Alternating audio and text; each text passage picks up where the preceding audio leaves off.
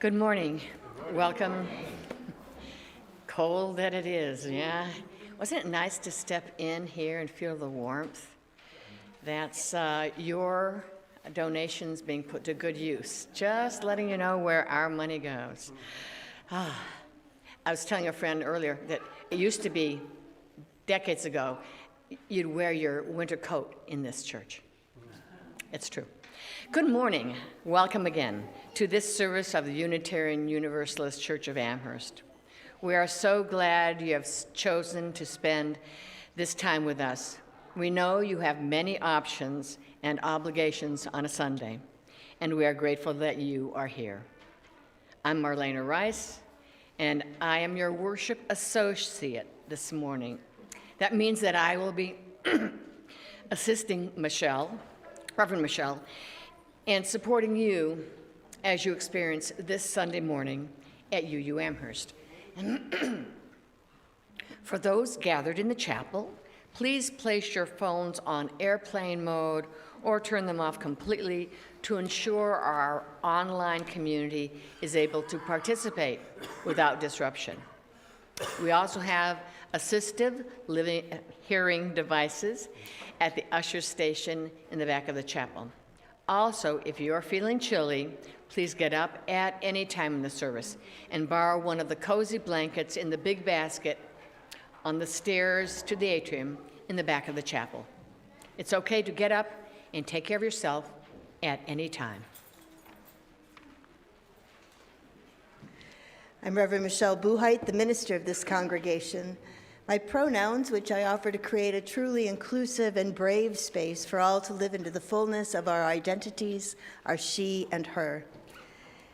If you're new to Unitarian Universalism or to this particular congregation, I invite you to take a breath, relax, participate as fully as you are comfortable. We're going to sing some, spend some time in quiet reflection, and I'll offer some reflections, not for your entertainment, although there could be some funny moments. Please laugh when those come. I'll try to give you the cue. But I offer these for your thoughtful consideration and perhaps even personal discernment. You are welcome to move when we move or to remain seated. You'll notice that uniformity is not a high priority for us. You should know that in this space, in person and online, there are many identities. Not everyone experiences the world the same way or necessarily believes the same things.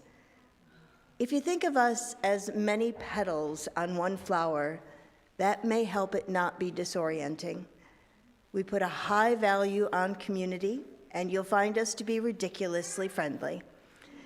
Whoever you are, whomever you love, wherever you come from, you are welcome here. Our gathering music is This Little Light of Mine. It can be found in the gray hymnal, number 118. The words will also be offered up front. I invite you to rise, embody your spirit, and sound like there's 3 times the number of people in this space.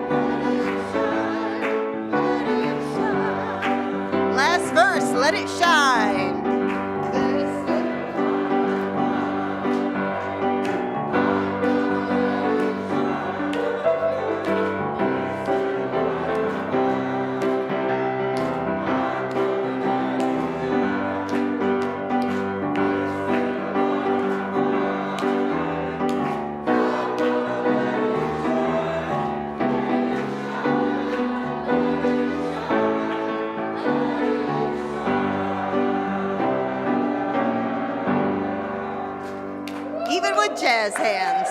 You may be seated. That gets your blood going on this cold morning. I'm liking that. Land acknowledgement and our fire are going to be helped today by the Migliori family, dressed as awesome people.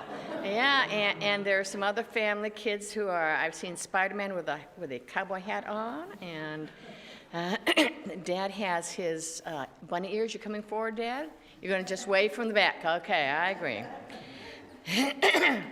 This is a moment in our time together when we pause to honor the land. We pour a libation of gratitude to recognize this holy ground and the indigenous people who once occupied this land where our church stands. Let this water symbolize our covenant to strive to care for the land and to establish healing relationships with the descendants of those who lived and died here. Blessed is the ground on which we stand, holy and whole-making is this place.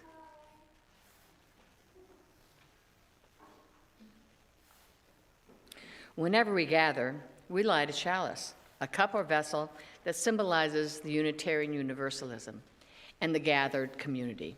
Please join, I apologize. Please join me in our chalice lighting words. We gather this hour as people of faith, with joys and sorrows, gifts and needs. We light this beacon of hope, sign of our quest for truth and meaning in celebration of the life we live together.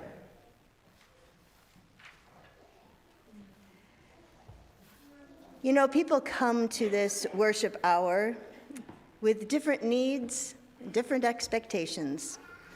For some, the word worship is grating, while for others, it creates a container for possibility. Many Unitarian Universalists come to Sunday morning to learn something, or to be offered another way of thinking, or an exhortation to go and do something. I remember a UU in another congregation, that's the truth. I remember him sneering that he didn't come to sit in a circle and sing Kumbaya. And all I could think of was, well, why not? Why not gather as a community and make space for the individual to encounter and even inhabit the whole self, head and heart? What are we so afraid of? And so as we move into a more introspective part of our service, I invite you to sing Kumbaya with me. It is a phrase from an African American spiritual that means, come by here, my Lord.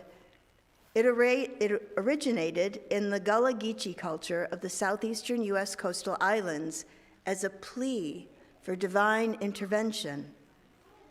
While it originally a serious, soulful song about asking for help or comfort, it is often associated with and sometimes used to mock naive or overly sentimental attempts at peace or even teamwork.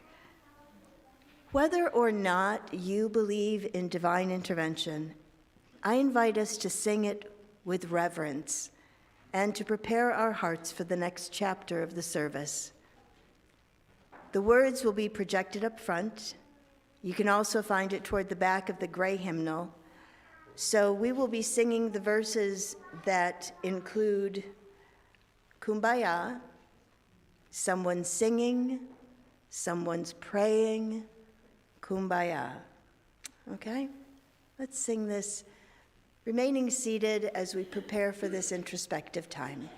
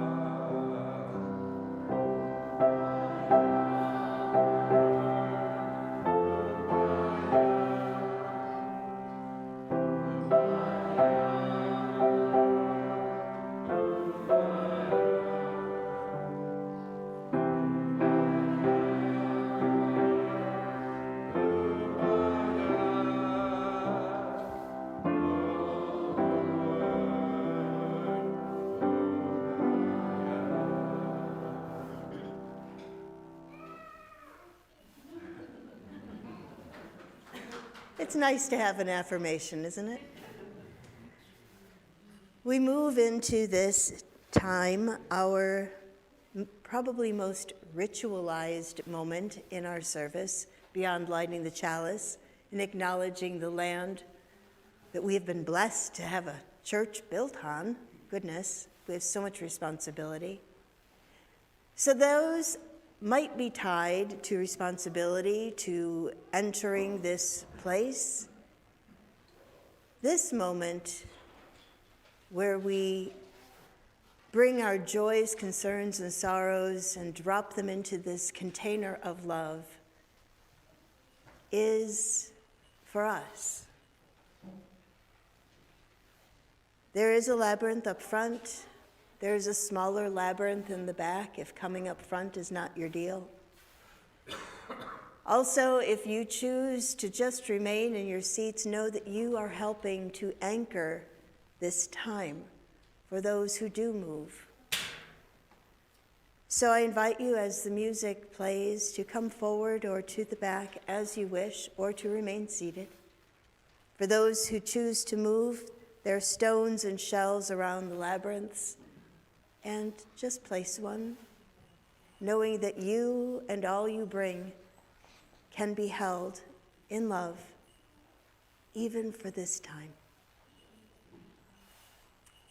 Come as you will.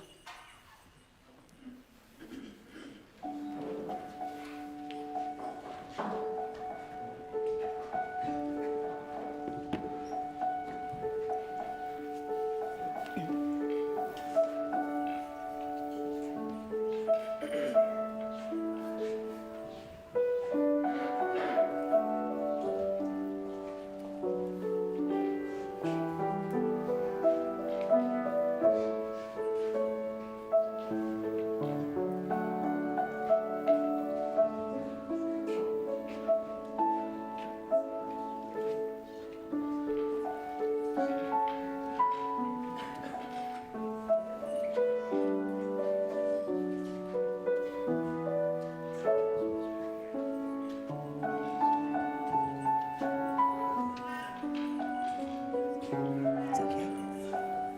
Sorry.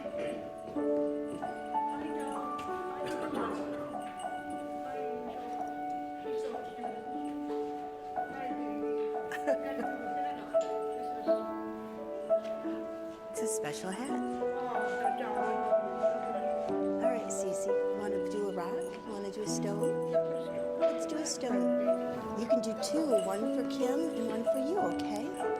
Is that okay?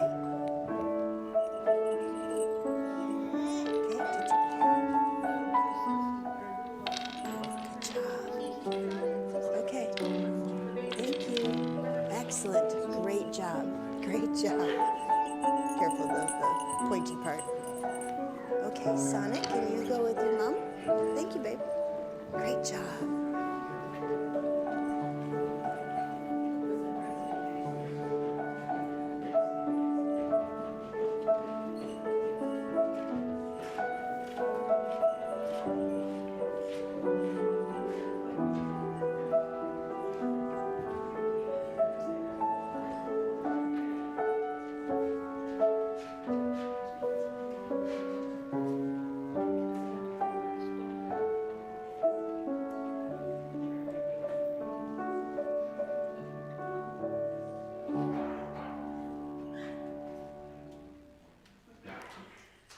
I place a final stone in honor of all those joys, concerns, and sorrows held in this space and also in our online community. Know that you are held in love.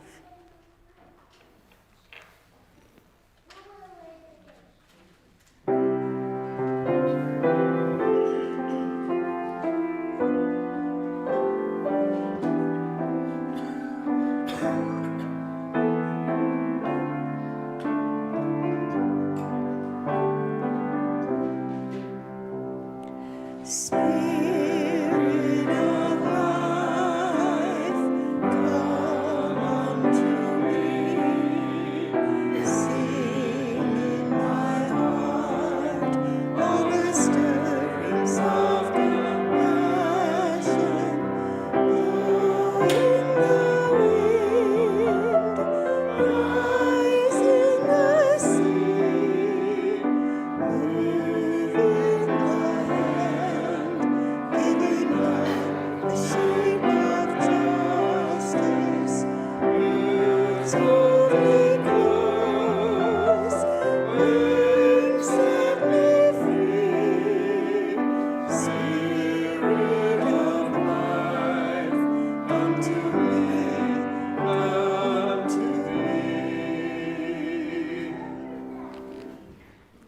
I wonder if any of my young friends are watching the screens. It's Wonderbox time. Well, come on down.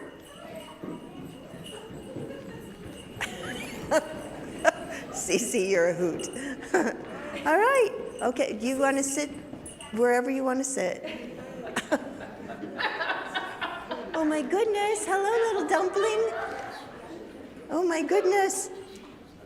Come on in. You know, the rug is not lava, so you can come closer. Hi, super friends. I am so glad to see you.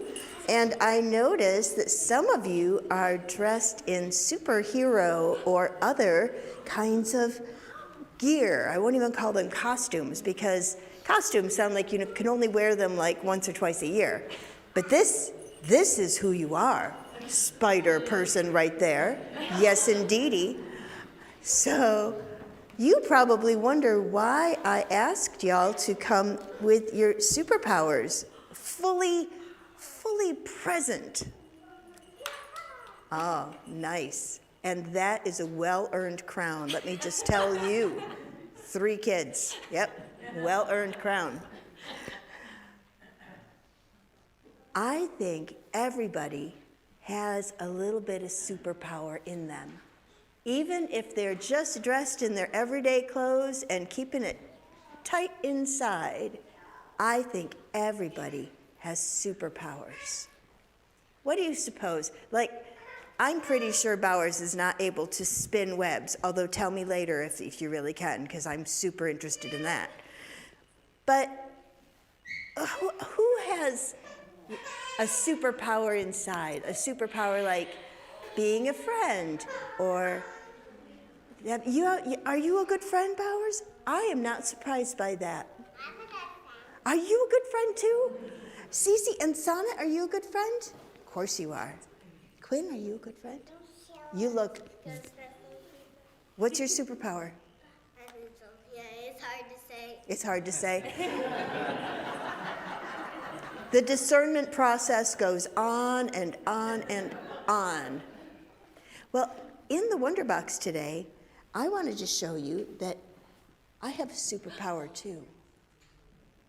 What do you suppose is in there? If you were gonna, no, don't start guessing.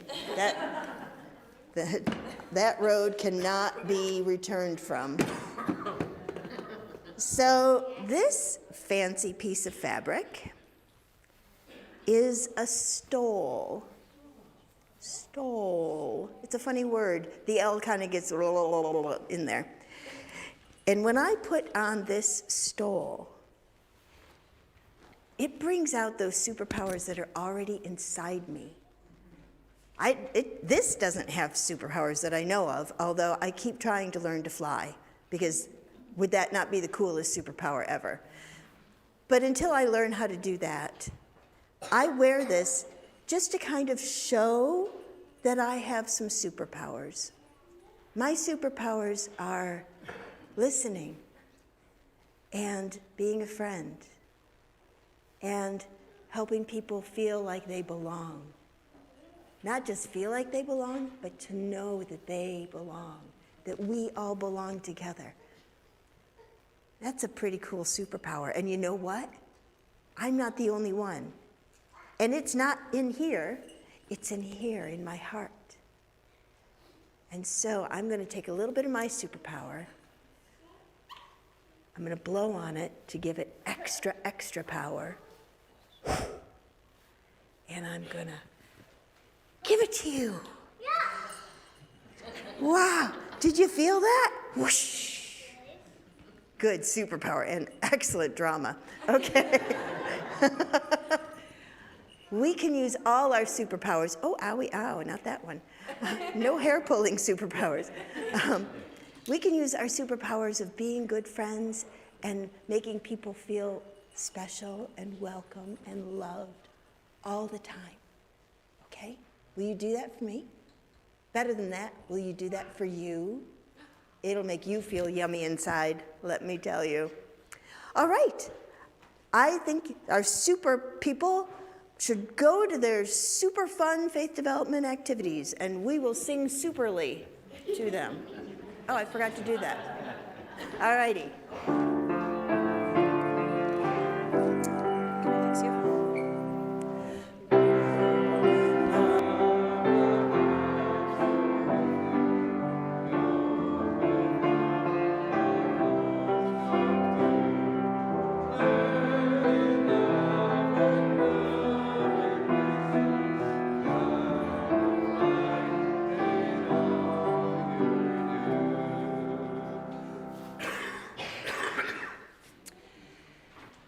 We are going to do a shared reading now. Our shared reading this morning can be found in the back of the gray hymnal, number 657, although the words will also be projected up front. Reverend Michelle will read as one, and we will all respond as all. This reading, entitled "It Matters What We Believe," is a poem by the famous 20th century Unitarian religious educator, Sophia Lyons-Faz.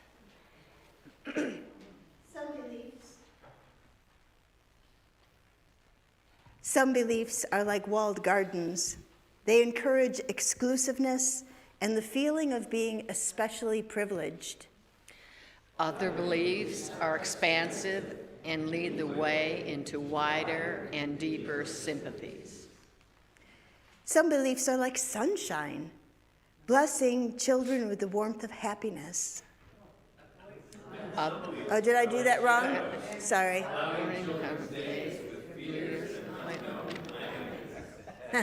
Other beliefs are like sunshine, blessing children with the warmth of happiness. Some beliefs. That's my turn. Sorry. Sorry. You're right. You know. We're here all week. Some beliefs are divisive, separating the saved from the unsaved, friends from enemies. Other beliefs are bonds in a world community where differences unite. Some beliefs are like blinders, shutting off the power to choose one's own direction. Other beliefs are like gateways, opening wide vistas for exploration. Some beliefs weaken a person's selfhood. They blight the growth of resourcefulness. Other beliefs nurture self-confidence and enrich the feeling of personal worth. Some beliefs are rigid, like the body of death, impotent in a changing world. Other beliefs are pliable, like the young sapling, ever growing with the upward thrust of life.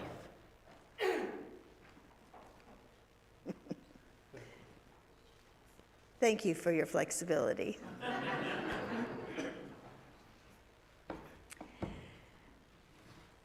I chose to begin this reflection time together with Sophia Lyons-Faz, "It Matters What We Believe," because it gives us an excellent place to begin an institutional foundation, or if it doesn't give you the willies, a faithful foundation.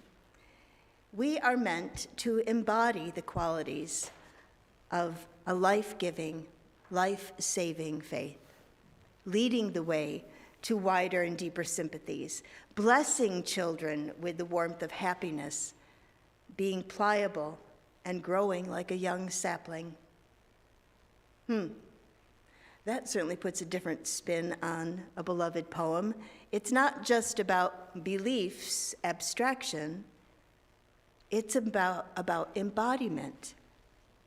We're not just meant to sort of categorize our beliefs in these ways, but to consider how we move in the world in these ways.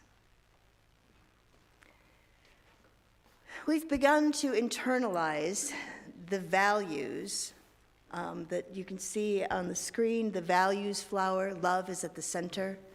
It's where we get our beloved JET pig, justice, equity, transformation, pluralism, interdependence, and generosity. It's how we help our kids remember. I'm just going to say it's how I remember. So don't feel bad if that's your mnemonic device as well. And the values flower with love at the center is an entry point into a new chapter in Unitarian Universalism that puts as much emphasis on embodiment as we ever did on rationality. At General Assembly in 2024, UUs voted to replace the existing 7 principles and 6 sources language in our bylaws with language describing Unitarian Universalism through shared values, all centered around love.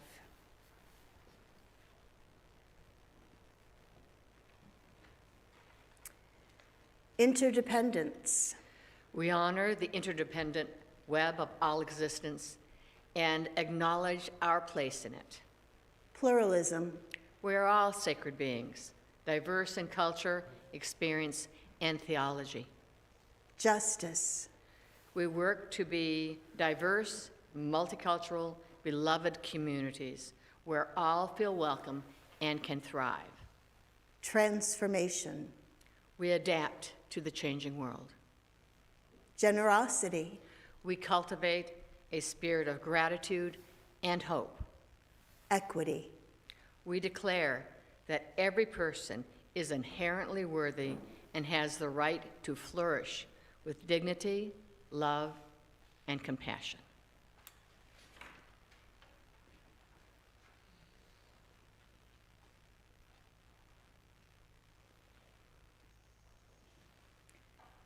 These are the values that we teach our children through creativity, cooperative play. They may not know the names of these values, but they are learning to embody them, to become Unitarian Universalists, but even more importantly, to become good earthlings. These are the values that we are naming in our worship and learning to embody in our practices and interactions. So I'd like us to consider embodiment and resilience and how to put those two together. So let's start with resilience. I don't know how many of you engage with essays on Substack, but I magically receive in my email a sort of digest of recent postings. I say that I receive these magically because although I follow a few people on Substack, I don't recall subscribing to anything. I also am really having a hard time with my TV remote, so you all know how old I am right now. I'm trying to embody some resilience about my embarrassing lack of technical know-how. Anyway, this week, there were some compelling pieces in the selection in my inbox. One of these was a reflection from a man identified only as Paul S., a climber who suffered a catastrophic fall and that left him in a wheelchair. He was asked to reflect on the recent free solo climb of a building in Taiwan by Alex Honnold. I learned that a free solo climb means that the climber not only makes the journey alone, but they do it without any protective gear, meaning that a fall could well result in death. Alex Honnold climbed a 500-meter building. I think that's 1,500 feet, if my math does not leave the room. And that is nearly 600 feet taller than the tip of the Empire State Building. Yep. He did it without any life-protecting gear. Nope, not me, nope. The author, who I mentioned was a climber who met with a catastrophic fall and subsequent lifelong injury, explained that the height of the building, although nauseatingly tall to us, probably did not feel like so much of a challenge to Honnold. When you regularly climb mountains and other tall things, with or without protective gear, a big building doesn't seem like that big of a deal. He suggested that Hunold's experience was probably the equivalent of one of us climbing a 60-foot ladder. Yes, it would be absolutely terrifying if you survived the terror. It would be terrifying, say, for the first 20 times you did it.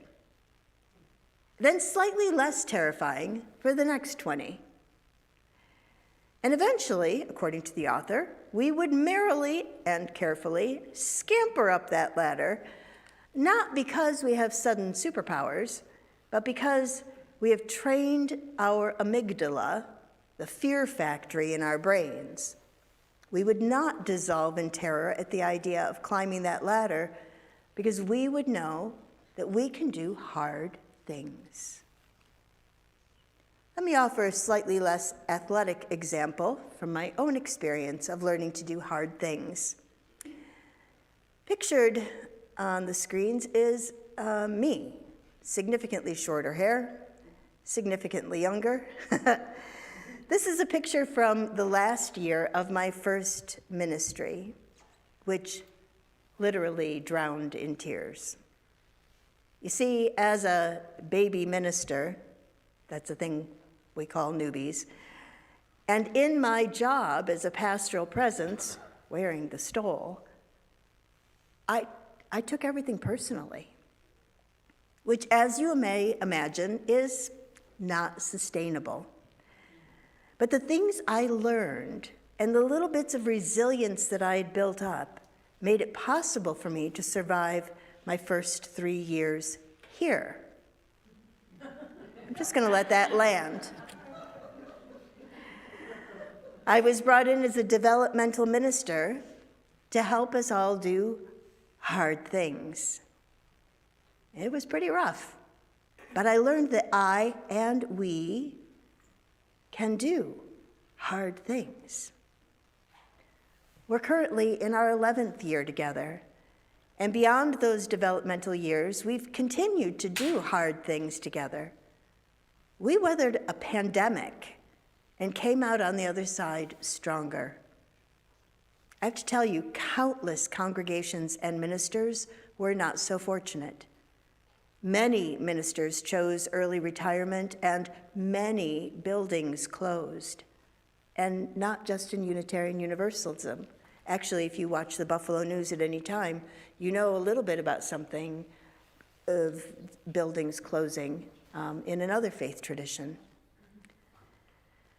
Resilience is usually hard-won. I'm going to say that resilience is not a solo act. So if you've arrived at UU Amherst at just the right moment, you may have seen on our roadside sign the message that salvation is not a solo act. I recognize that's another whole sermon. It's okay. The message is part of a rotation of mini reflections that are designed to catch the attention of folks driving by, or perhaps turning into the driveway of a church across the street where individual salvation is a priority.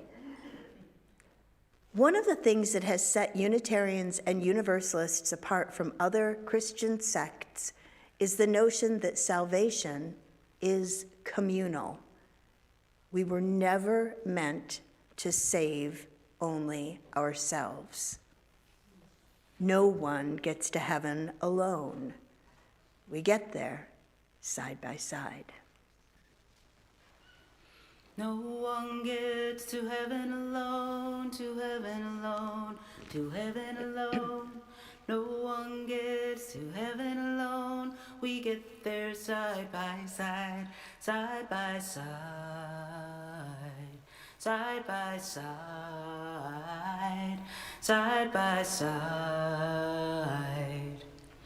We get there side by side. No one heals the world on their own, the world on their own, the world on their own. No one heals the world on their own. We're healing side by side, side by side, side by side, side by side. we're healing side by side. No one does the work on their own, the work on their own, the work on their own. No one does the work on their own. We're working side by side, side by side, side by side, side by side. We're working side by side, side by side, side by side, side by side. We're healing side by side, side by side, side by side, side by side. We get there side by side.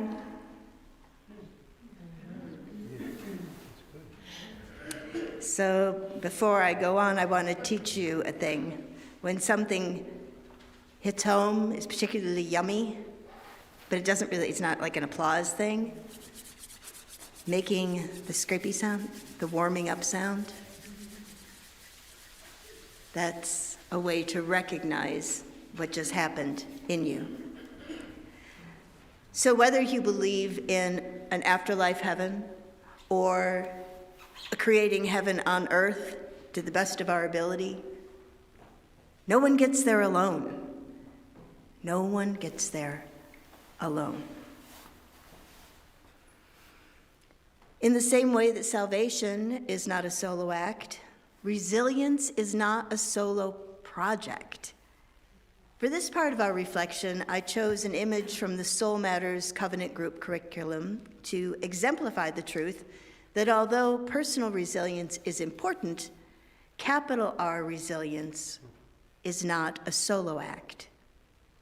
For those of us just listening, the image is of two women at a demonstration. Both are holding cardboard signs, one of which some of the words are cut off, but the remaining message reads, "Stands up for herself, she stands up for all women." The other sign reads, "We will not be silenced." In the immediate background, it is clear that there are other protesters present, also holding signs.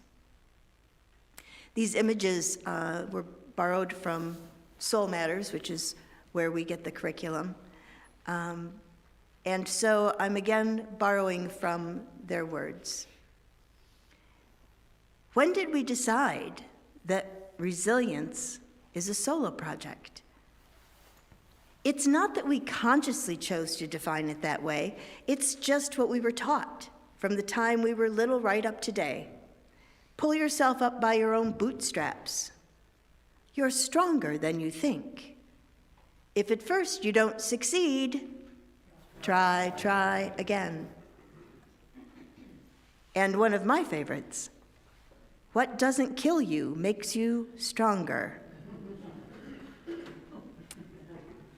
Am I the only one that's ever heard this messaging?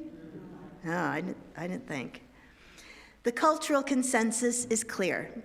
Resilience depends on your own personal toughness and inner strength. It is a solo act. But other voices are on the rise. Take author and activist Soraya Shimali, who writes, and I quote, "In spectacular arrogance, our mainstream vision of resilience encourages us to ignore, minimize, and even punish the desire for our greatest resilience assets, interdependence, collective versatility, and shared care. Instead of revealing our relationships to one another, our environments, and the systems we live in, this vision highlights and glorifies self-sufficiency, limitless positivity, and individual strength against all odds, and it makes us less resilient, not more." In a world facing numerous threats of collapse and conflict, Shimali's words help us see that correctly defining resilience is not just an intellectual exercise, but a matter of life and death. We all sense it, The road ahead for us human beings is going to get rough, so we simply can't afford to overlook a single source of resilience. End of quote.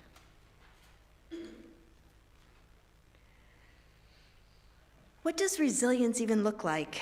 How do we embody it? How do we encourage it in ourselves and in others?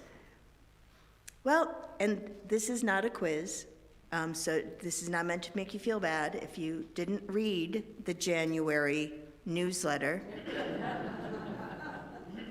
But I want to borrow from what our Director of Faith Development, Katie Cosgrove, included on the front page of said newsletter. Isn't it good? I don't want to make you feel bad. So she was writing to sort of bring y'all into the loop of something that Katie and I have been thinking about and discussing for months, and that is the idea of anti-fragility. And that's what she was writing about. So let me share it with you. Anti-fragility, it sounds scary, but I promise it's not. Basically, the concept is that we, as living and growing humans, need emotional resistance in our lives to gain resilience and evolutionary skills.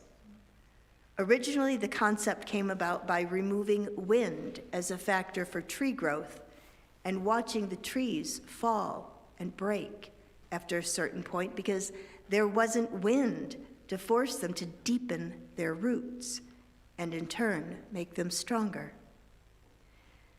She continues, it reminds me of the thread from our Blue Holiday Vesper service where we explored the idea that grief, pain, and sorrow deepen our capacity to see and care about the world if we let it.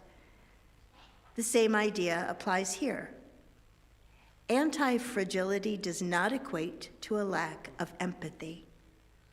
In terms of how this impacts faith development, we're slowly going to be using the concept of anti-fragility in different ways throughout our activities. For the youth, we'd love to provide some more tools for how to respond to this resistance. What resistance are they seeing in their lives, in the world? And how can we help to give them the tools to carry through with UU values? And for the little children, we have been testing out different activities where they might find resistance, crafts that require patience, building things together with different energy levels. We do this in a supportive, nurturing, and caring environment so they can work out feelings when they arise. End of quote. We create opportunities for our children to experience some resistance so that we can help them become resilient. We also create opportunities for joy and friendship and feelings of accomplishments, so it's not all hard work. As we get older and absorb the messages from our culture that create expectations internally and externally that we can do it all, that we should do it all, and we should do it alone, we need to find ways to build and embody resilience. Since the messaging is internal and external, our resilience training should mirror that. Do you read, pray, or meditate? Great. That's internal work, and it's necessary for internal and spiritual well-being. What training are you doing for the external portion to move from solitude into community? If you are more of an introvert, the thought of interacting with others, especially others that you don't already have a connection with, might feel like being asked to climb a 60-foot ladder. If that's the analogy, let me remind you that you don't have to scale it all at once at the first go. Climb a few metaphorical rungs, like making a phone call or sending an email or maybe a greeting card. Remember what those look like? You can buy them in stores and write words on them in cursive. There. Once that feels easy, you can climb a few more rungs. Show up at one of the Justice Advocacy Team events. Each level, in the words of Paul S., in his Substack reflection, trains our amygdala, the fight or flight part of our brain, and makes us increasingly comfortable with the activity as we become more adept. Whether you arrive today with a resilience factor of 2, 12, 52, I don't even know what the scale is. And that's part of the problem, isn't it? Now that you've encountered more tools, I would say that you can probably move up a notch or two. Perhaps you've discovered that there are parts of your life where you already embody resilience. Wonderful. So how is today's service more than a self-help session? Let me share with you a message from the UUA, our National Association, Side with Love campaign. As we enter February, we find ourselves navigating a moment that is both heavy and full of courage. ICE escalations across the country and the trauma communities are carrying at places like Minneapolis remind us how urgently our faith is needed. This season invites us once again to root ourselves in the truth that love is not passive. Love tells the truth, centers the vulnerable, and refuses to look away from suffering. Yet this moment is also filled with resilience. Across our denomination, people are grounding themselves spiritually, gathering in community, singing songs of liberation, and taking steady, faithful action. Well, I don't know about you, but that sounds like spiritual work to me. We began today with music. Making music together is an amazing tool for building resilience. But unless you belong to a community chorus, and Christmas caroling does not count, where else in our lives do we sing together? I like to think of communal singing as the Pilates of individual and group resilience, strengthening our physical, mental, and spiritual core. Listening to instrumental music awakens our imagination and can inspire us to action. Now, you may have noticed that our morning worship has a pace, a rhythm, if you will, that is meant to create cohesive community. The sound of a bell ringing calls us to attention, quieting murmured conversation. Then Rick offered us a piano prelude, literally to set the tone of what was to come. And then we sang, "This Little Light of Mine." I recently read that protesters are more effective when singing old-timey hymns, ones where most people know at least the tune and maybe some of the words, simply by having been born at a certain time in history and in a certain place. It is hard to rally a bunch of people to sing a new song, so we often resort to chanting easy couplets. Heck no, we won't go. I know that's not quite right, but you know, for the kids. If you watch any of the footage of the civil rights marches of the 1960s, you'll notice the power of hundreds of people singing songs like, "We Shall Overcome." So this morning, we sang "This Little Light of Mine." Our spiritual ancestor and founder of American Universalism, Reverend John Murray, is attributed to have said these words: "Go out into the highways and byways, give the people something of your new vision. You may possess a small light, but uncover it, let it shine. Use it in order to bring more light and understanding to the hearts and minds of men and women. Give them not hell, but hope and courage. Preach the kindness and everlasting love of God." We embody resilience when we know our message, and our message is kindness and love. We embody resilience by singing, breathing and toning together, engaging in a Pilates of the spirit, strengthening our core. I don't know what that sound is, but I'm sure that it's nothing to worry about. I have the stole on. I must know. We embody resilience when we risk and learn new things. When we are about to do that, as we manifest a little resilience by singing a new song that we're going to learn together, right on the spot. I love my job. Okie dokie. So, our song is found in the Gray Hymnal, number 368. The words will be up front. For those of you who read music or can at least make sense of the uppy-downy of notes, feel free to get the book out, because then you'll be part of that Pilates section, the strength of the core. But I'm going to teach this zipper song. So zipper songs are songs where just like one word or a phrase change, but otherwise it's essentially the same song, over and over. Easy peasy, right? How many of you have ever heard or sung "Now Let Us Sing"? Excellent. There were 3. Just for those of you who can't see that yet. So what I'm going to do is I'm going to follow what you see. Okay. So since this half of the room can see the left side of the screen best, I'm making that up. It's the same, but you're going to sing the parts that are on the left side of the screen. So Rick is going to just play it. Imagine yourself singing it. The "Now Let Us Sing, Sing, Sing" part.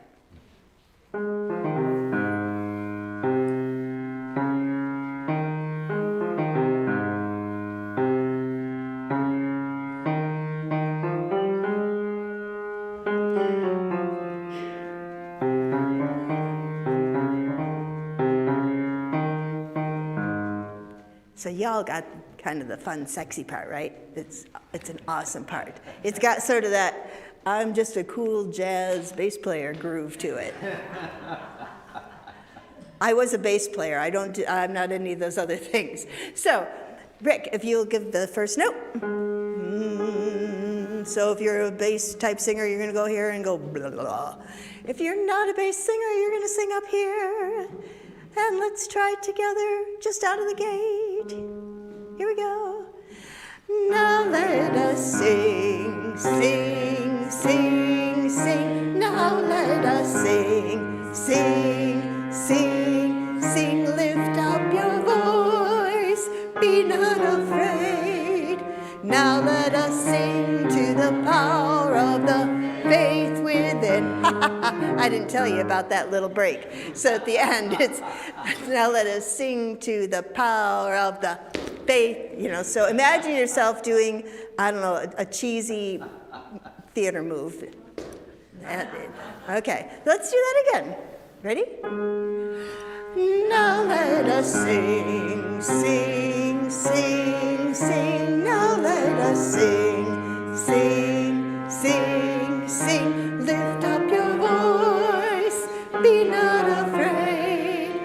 Now let us sing to the power of the faith within. You're never going to be able to unsee me doing that. Okay, so keep that part in your head while something else happens over here. Okay, so Rick, play, this is the west side. Oh, we're West Side Story. Here we go.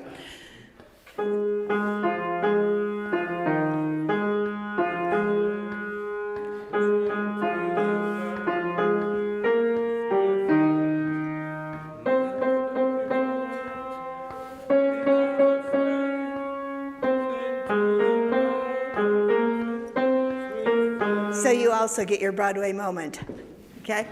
So what you are, you're the answerers.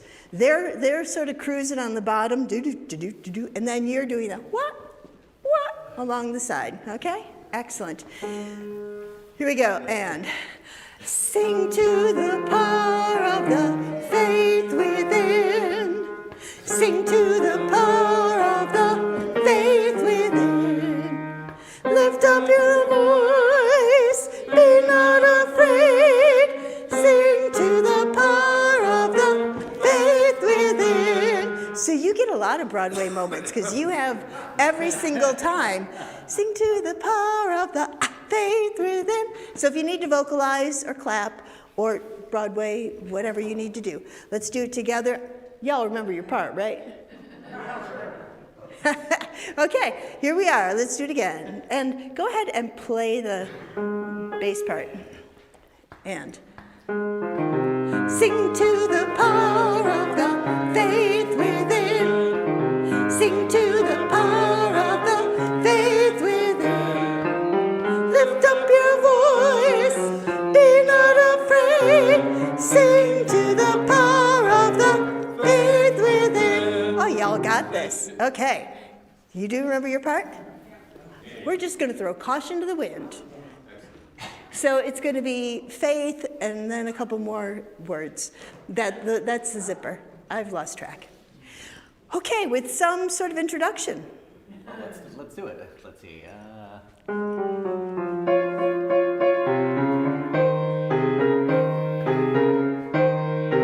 Now let us sing, sing to the power of the faith with. Now let us sing, sing, sing, sing. Lift up your voice, be not afraid. Sing to the power of the faith with.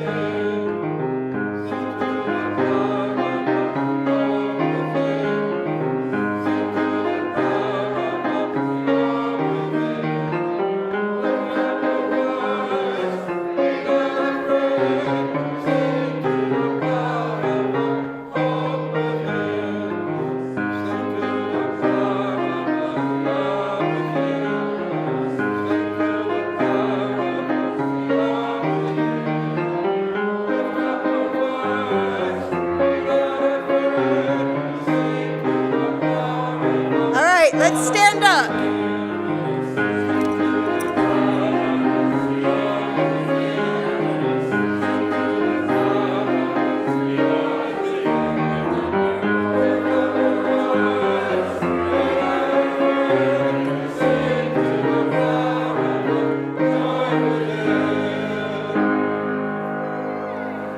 We can do hard things. All right. All right, you may be seated. Whew. I love to be right.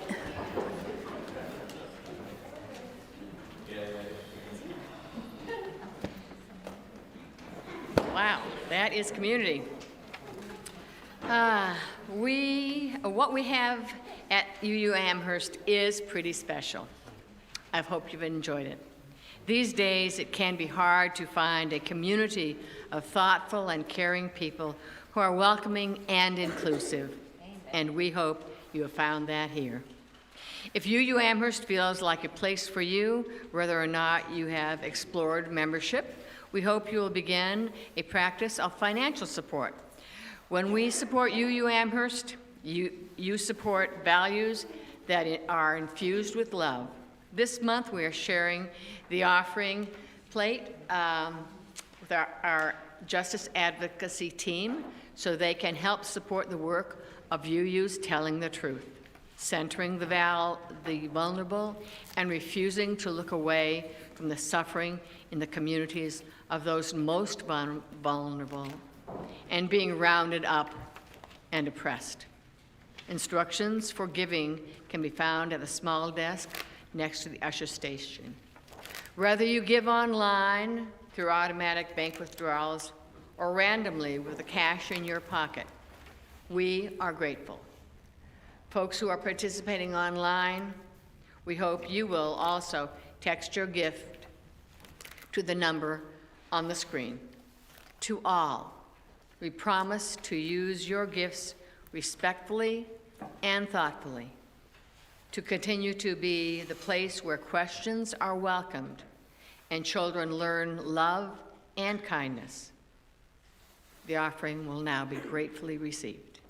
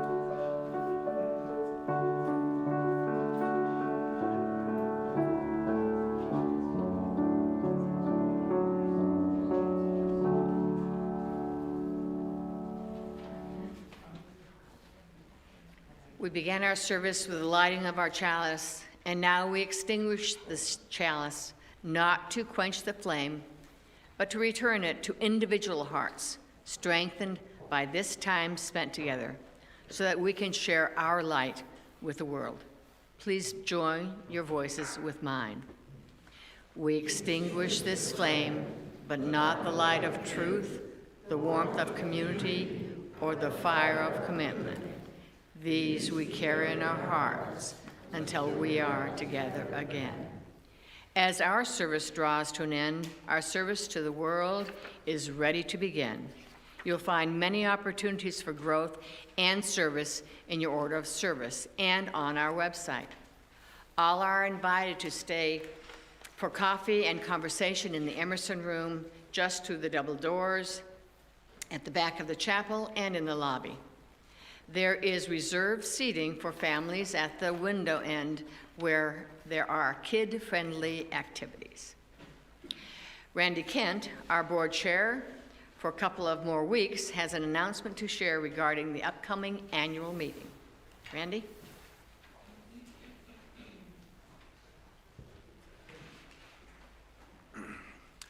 Good morning. Good morning. Okay, you're all paying attention. That's great.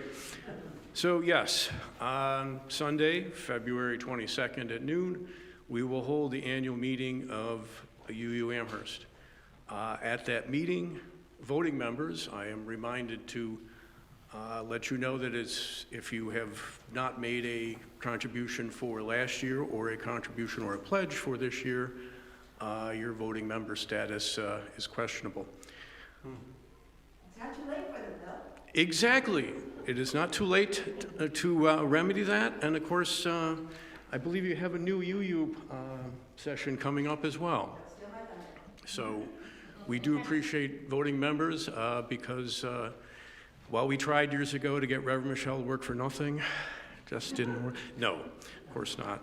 So we will be voting on the proposed budget for this year. We'll be voting on our contribution to the Unitarian Universal Association in Boston, and our national association. And there will be a bylaw change, and who knows what other interesting surprises there might be. One other thing, I had called a safety committee meeting for today. I see there's some members here, so we'll try to have a short meeting. If I'd been healthier this week, I probably would have postponed it, but we'll see what we can do. Thank you very much.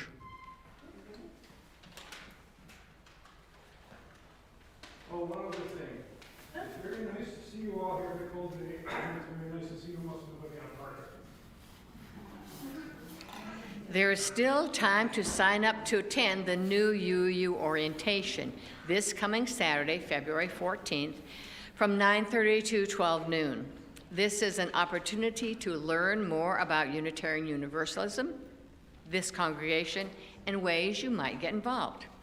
It is also just a lot of fun to hear Reverend Michelle and Reverend Sally share about this faith that they love. Sign up at the welcoming desk. Today at 11:45, maybe a little later, our Director of Faith Development, Katie, will be offering the first installment in a monthly drop-in conversation group that will use philosophical prompts to explore individual thoughts about morality, ethics, meaning, and more through the lens of spirituality. Sounds great. Just meet in the atrium, which is the plant room over there, after the service with your morning beverage of choice for some thought-provoking topics, and that's at 11:45 today in the atrium, which is in the plant-filled room off the back of the chapel. And now everyone, please rise in body or spirit as we sing our closing blessing. Don't forget to twinkle your eyes and share smiles with one another during the third verse. Remain standing afterward for the benediction.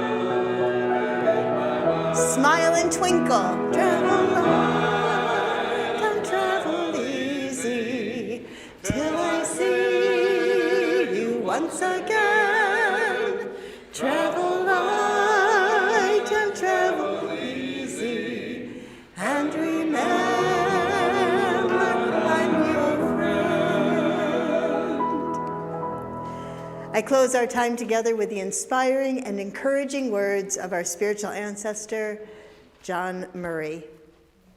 Go out into the highways and byways. Give the people something of your new vision. You may possess a small light, but uncover it. Let it shine. Use it in order to bring more light and understanding to the hearts and minds of all you meet. Give them not hell, but hope and courage. Preach the kindness and everlasting love of God. And as always, go make a difference.